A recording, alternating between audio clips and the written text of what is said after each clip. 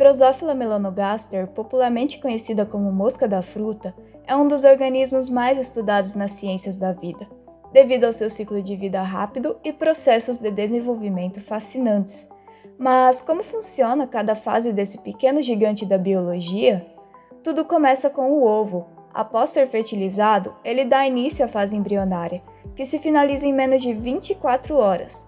Durante esse período, o embrião passa por divisões celulares rápidas e organiza seus tecidos. É aqui que o futuro corpo da mosca começa a ganhar forma.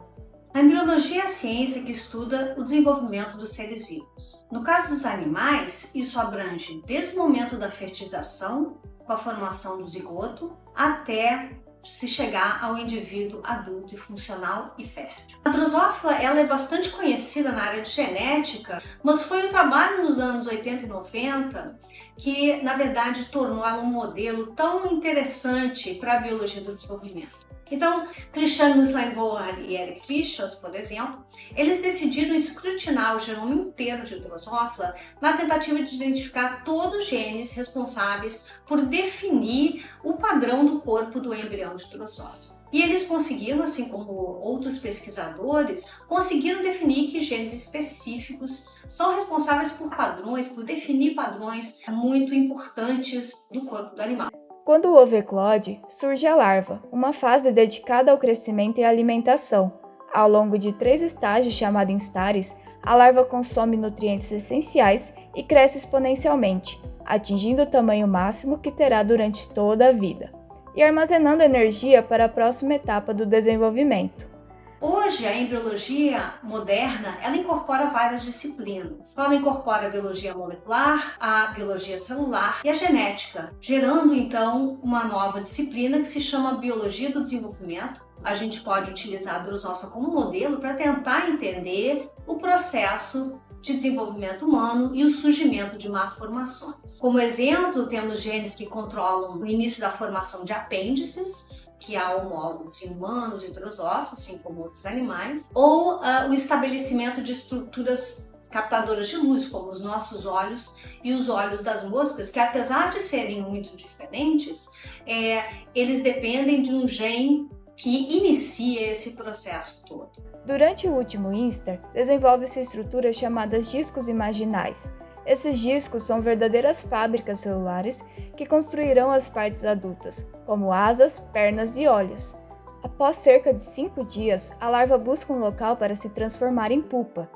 Dentro dessa estrutura protetora ocorre a metamorfose, uma reprogramação corporal e fisiológica completa. E nesse processo de identificação dos genes responsáveis pelo desenvolvimento do embrião, várias linhagens foram sendo geradas, linhagens mutantes e transgênicas, que passaram a ser livremente acessíveis a todos os pesquisadores. Nós podemos utilizar, por exemplo, mutantes clássicos e os mutantes de ganho de função ou superexpressão. E tem uma série de linhagens que são extremamente interessantes, que são as linhagens com expressão direcionada, muitas vezes utilizando um sistema que a gente chama Cal4AS. Isso é extremamente importante, principalmente quando você trabalha com genes pleiotrópicos, que são aqueles que eles são utilizados várias e várias vezes em diferentes contextos do embrião e mesmo na fisiologia do adulto. As células larvais que não serão usadas são degradadas, enquanto os discos imaginais se diferenciam para formar as estruturas do corpo do adulto.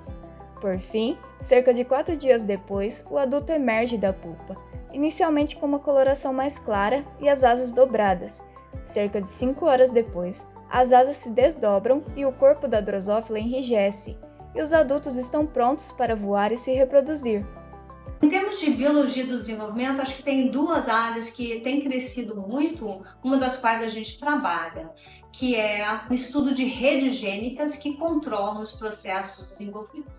Isso pode ser utilizado para a gente entender como que indivíduos que têm o mesmo tipo de mutação podem desenvolver resultados tão diferentes, como por exemplo no câncer. Por que às vezes indivíduos que têm uma determinada mutação desenvolvem um tumor muito rápido, outros levam mais tempo ou sequer desenvolvem aqui? E como genes do desenvolvimento estão muito associados ao câncer, o que a gente aprende em termos de interações gênicas no desenvolvimento, parte disso pode ser utilizado como conhecimento para a gente entender a tumorigênese. Outra área que a gente vê crescendo muito nos últimos anos É a área que incorpora a física junto à biologia. Você pode marcar, por exemplo, as membranas de uma célula e observar como as células se organizam, como elas interagem umas com as outras ou deixam de interagir, assim como modificar as suas relações físicas. Você pode fazer modelos para prever processos celulares e teciduais, e esse tipo de informação pode ser talvez aplicado no futuro para a bioengenharia tecidual. Todo esse processo, que dura cerca de 10 dias a 25 graus Celsius, oferece uma janela única para entender não apenas o desenvolvimento da drosófila, mas também os princípios biológicos universais aplicáveis a animais complexos, incluindo os humanos. E assim, esse pequeno organismo continua nos ajudando a desvendar grandes mistérios da ciência.